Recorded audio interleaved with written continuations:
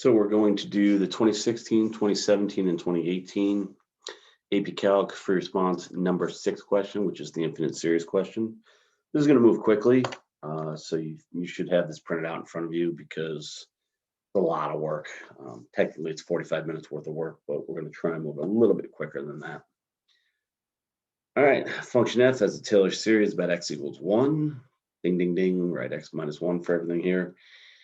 Converges for all intervals, convergence for all x in the interval, convergence, and blah, blah, blah. Okay, so this is dicey. Let's see what we can do. So, find the first 4 non-zero, that should be a P3 of x. If it's not, I'll come back and change it to a 4. And it's f of 1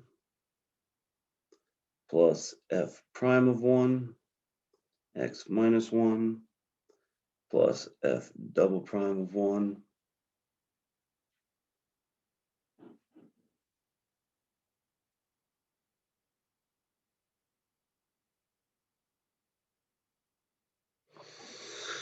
now, pulling information off here, I get equals 1 minus 1/2 x minus 1 plus second derivative at 1. And they give us this nonsense, the nth derivative. So 2 means that's positive 2 minus 1 over 2 squared.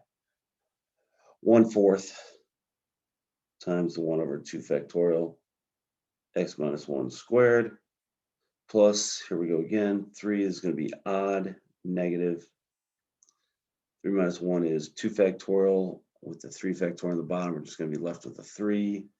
2 to the third is 8. So 1/8, 1/3, x minus 1 to the third. 1 minus 1/2, x minus 1 plus 1/4, 1/8, x minus 1 minus 1/8,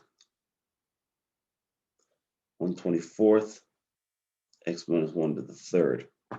Now, of course, they always put a little cherry on top. Let's write the general term. And we're going to assume they're going 0, 1, 2, 3, which is a fair assumption. We got this negative 1 to the n to the first. That works. X minus 1 to the 0 to the first to the second. That works. And now, how do we put all this together? Well, that's what's going here. 2, 4, 8, 2 to the n, 0, 1, 2, 3, over 0, 1, 2, 3 over n. And the first term is not 0 on the bottom, so that's why they have it defined the way they have it defined. What a mess, huh? I've done this with factorials before, where we have 2 factorial, 3 factorial, and on the top, it looks like we're getting 2 factorial, 3 factorial, and then you get lost in it, but you get the same result. All right, for Taylor series, radius convergence 2, find the interval convergence.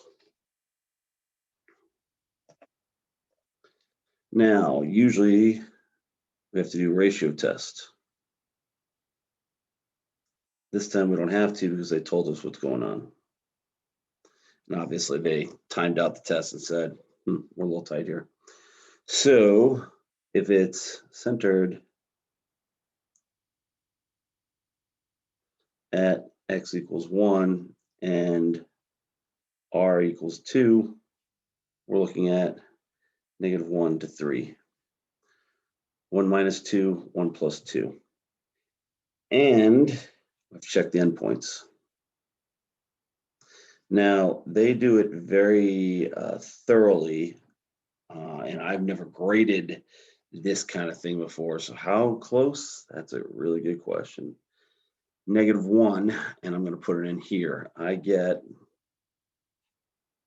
negative 1 to the n, and then I get negative 2 to the n.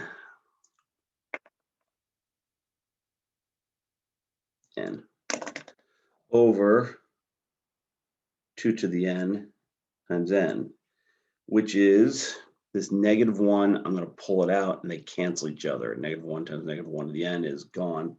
It's just 2 to the n over 2 to the n to the n. If you've never seen this before, break this into -1 to the n, 2 to the n, -1 to the n times -1 to the n is gone. It's 1 to the n, -1 diverges. Now, let's check 3. -1 to the n. 3 minus 1 is 2. 2 to the n over 2 to the n times n. -1 to the n over n. 3 converges. So what is our interval of convergence?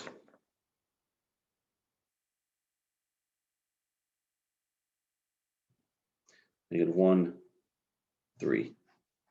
The answer key shows it with less than or greater than. If you want, you can do that. You do not. This is not wrong. Part C, Taylor series can be used to represent 1.2 alternating series. First 3 non-zero to approximate it. Oh, they love doing this kind of stuff. I will have to go back up and down here. So let's see what I can do.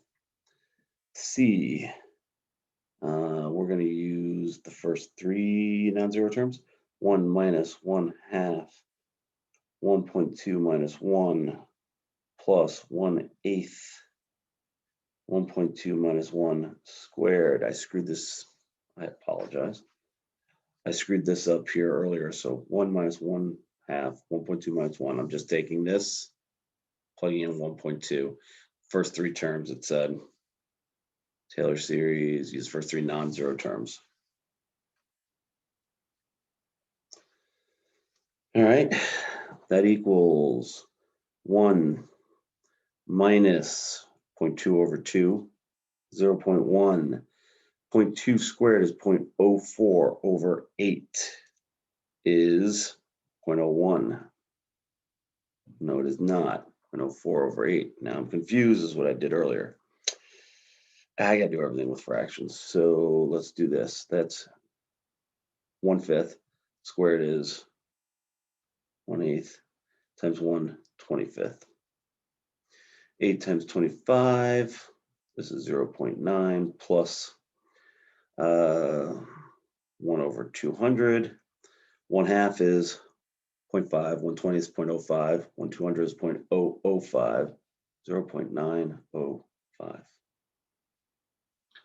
Yeah, I know. Be nice to have a calculator. By the way, you can stop right here and be done. Heck, you can really stop right there, but you know, math geek and all that. Show the approximation is within 0.001. All right, so we're doing that silly alternating series bound. So we basically just write out, I think I got this backwards last time. Let me see if I get it right. It doesn't really matter because it's absolute value minus P of 2. That's a second degree term. The error is less than, and we just blast out the next term. Gotta go all the way up here, 1/24 and all that nonsense. And it's 1.2 again. So it's -1/24, but the absolute value will handle that. 1.2 minus 1 to the third. 1 over 24 times 1/5 to the third is like saying 1 over 2 times 5 times 1 over 2 times 5 times 1 over 2 times 5 times 1/3, which is 1 over 3,000. So we finish up with 1 over 3,000 is less than or equal to, and what are they asking? That is within 0.001. 0.001. That's 1 over 1,000. 1 over 3,000 is less than that. And that's all they're looking for. The next term, a little bit of fancy writing. Zipping off to 2017. All right. Very ticky-tacky, a lot of the same work. Some of these are pretty challenging. They're not easy in any stretch, by any stretch of the imagination. So you get hung up on them, just keep practicing. That's how we're going to get there. Function f has derivative for all orders. Derivatives are shown up above, and this is weird because we want the second derivative, then n equals 1 when we plug it in here and here, and oh my goodness, what is going on? Let's see what we can do. Show that the first 4 terms are right there. I love that kind of problem. Show that the first 4 terms, yeah, I can do that. So the first 4 terms, I'm assuming it's a 4th order, is, and we're at about, we're about 0 because they give me zeros. F of 0 plus f prime of 0, x plus f double prime of 0 squared over 2 factorial plus f triple prime of 0, x to the third, 3 factorial. 0, oops, we're going to have to go another one, f4 of 0, x to the fourth over 4 factorial. 0 plus 1x, that's where the good news ends. I want the second derivative, so n is 1. Well, what about the, don't ask, 1. So negative 1 times 1. X to the second over 2 factorial plus, I want the third derivative, so 2, negative 2 times negative 1, 2, x to the third over 3 times 2, plus fourth, which means 3, which is negative 3 times 2, x to the fourth over 4 times 3 times 2. So we get x. Now, the first term is gone, so when I get to the general term, I'm going to assume it starts at 1. I'm going to say that. I never see this, and it really bothers me.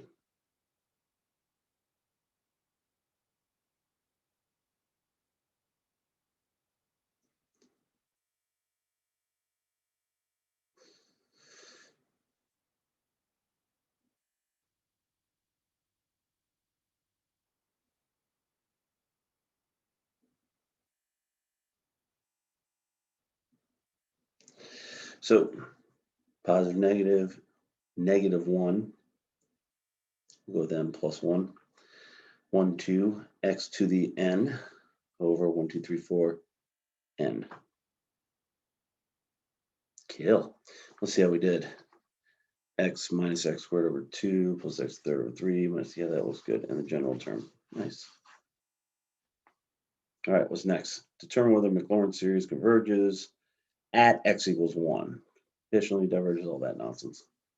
So all we care about is at x equals 1. So at x equals 1, we get negative 1 to the n plus 1 times 1 to the n over n, which is negative 1 to the n plus 1. Now, at this point, I will say it converges conditionally. Sorry for the tiny handwriting as I desperately try and fit it on screen. At x equals 1, because, and I would write that out, it is an alternating harmonic series. That might be wrong. Maybe you want to write it is a harmonic series with alternating terms. But I think I've proved my point. And if the AP hates my guts, well, that's fine. Hey, wait, I don't have to worry about it. You do. Okay, so now it asks for, write the first 4 non-zero terms in the general term if we do an integral. Now I've done 3 of these today, so I'm starting to finally get better at them. G of x is the integral from 0 to x, t minus t squared over 2 plus t to the third over 3, because you really should put in a dummy variable, equals x squared over 2 minus x to the third over 3 times 2. Most people would write 6, but I'm smarter than that. X to the fourth over 4 times 3 minus x to the 5th over 5 times 4 plus dot, dot, dot. Again, assume n starts at 1. So we are alternating -1, no bueno, n plus 1, x to the 1 to n plus 1 over 2 times 1. So that would be n plus 1 times n. I really should write it as n times n plus 1, but that's okay. You can check that, make sure it makes sense. It does. Let the nth degree polynomial, now careful here, I assumed they were saying third or fourth. You gotta read the problem, 4 down here. X equals 1/2, show that the error, yada, yada, yada. Been there, done that. I'm always amazed. I know students from my first year of teaching this who actually got this problem right. And I'm like, I don't know how they did that because I sure as heck didn't teach them properly. So, alternating series, and I would write that out.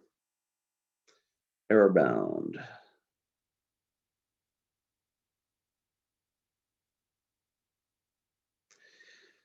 I've done this a couple different ways. This is how they do it.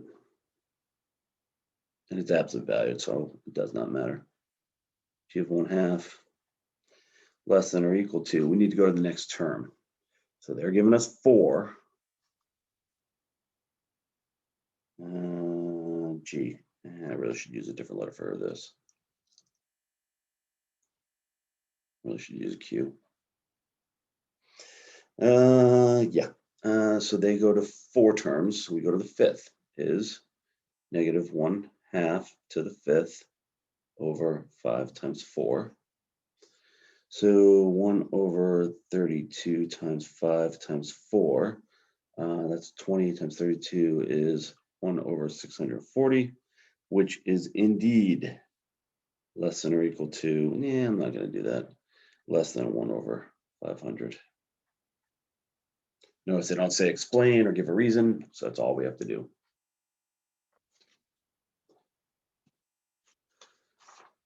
(2018), Warren Joe's going quick. Hope you're hanging on.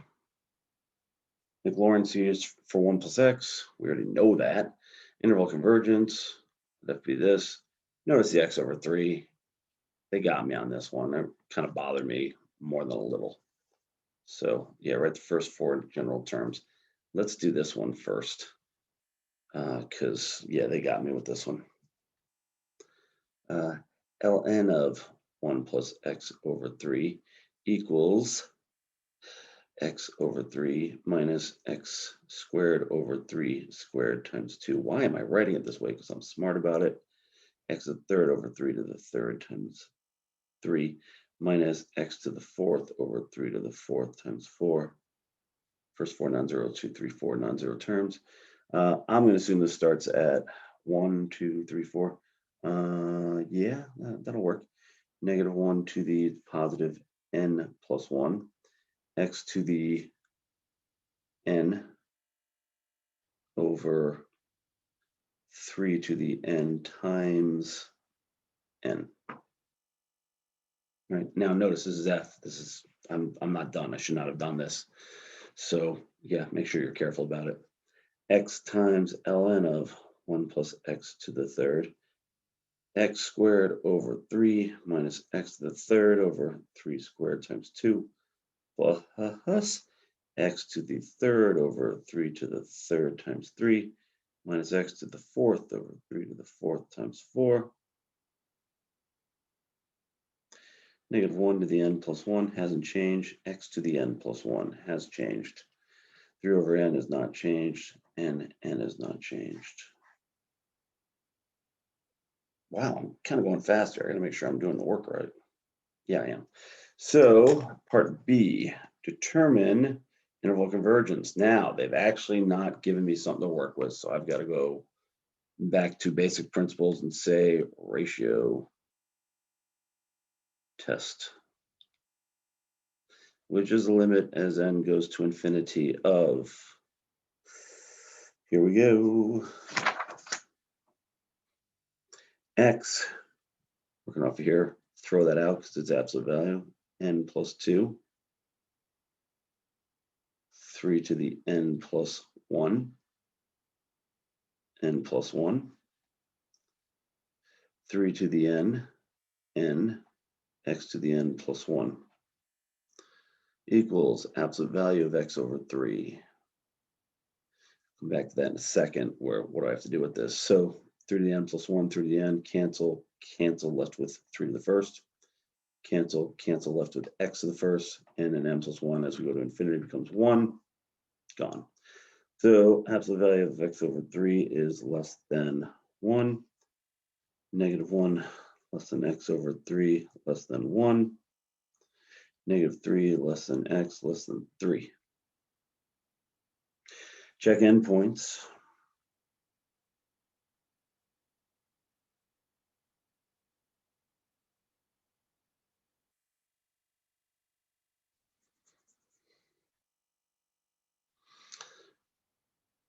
X equals negative 1. Going back up to this one. Ooh, I hate this. They have a little extra stuff in there. X to the, no, negative 1 to the n plus 1. Negative 1, oh, that's gone.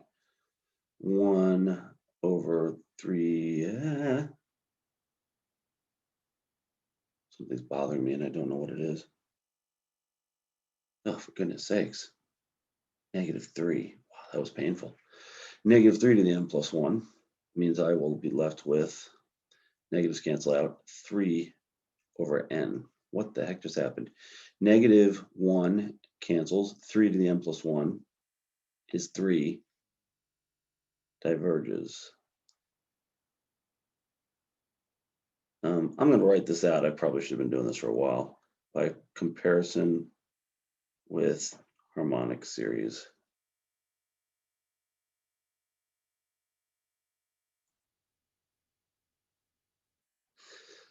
Okay. X equals 3. We get 3 to the n plus 1. The negative is still there. Negative 1 to the n plus 1 over n times 3. Boy, that was hideous. This converges due to alternating series of harmonic.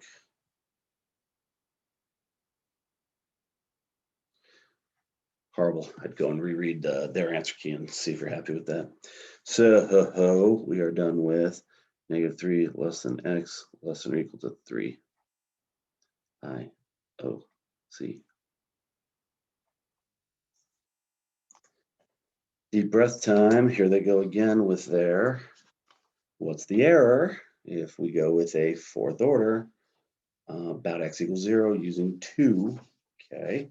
Need the 5th degree one, which is bad because I don't have it here. So P of 4 of 2 minus F of 2 less than or equal to. We're plugging in 2. The next term is going to be, we can ignore the negative. No, it's going to be positive anyway. 2 to the 5th over 3 to the 5th times 4. 2 to the 5th over 3 to the 5th times 4. 2 to the 5th over, no, that's wrong.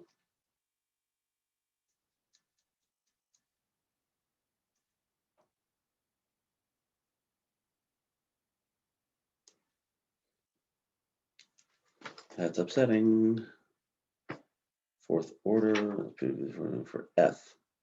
No, there it is. Am I looking at the wrong one?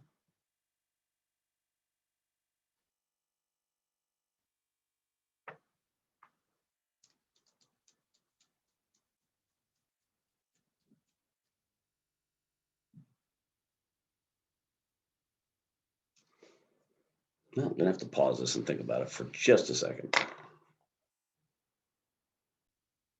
So one of the many things that happens when I get to a point like this and go, huh, something's wrong, is that I most likely made a mistake somewhere and somehow I missed it. The good news is I haven't handed in the paper yet, so I can always fix it and get credit for it. That's embarrassing. So we want that 2 to the 5th, 3 to the 4th over 4. Yeah. And by the way, I make that mistake on this one all the time. It's very challenging to get it right. Over 81 times 4, cancel. That's 32 divided by 4 is 8, equals 8 over 81. And we're done. There's nothing to compare us to. They just wanted the error, maximum error bound. Well, I hope you had as much fun with that as I did. Not challenging stuff, but very doable. Got to put the time in. Good luck.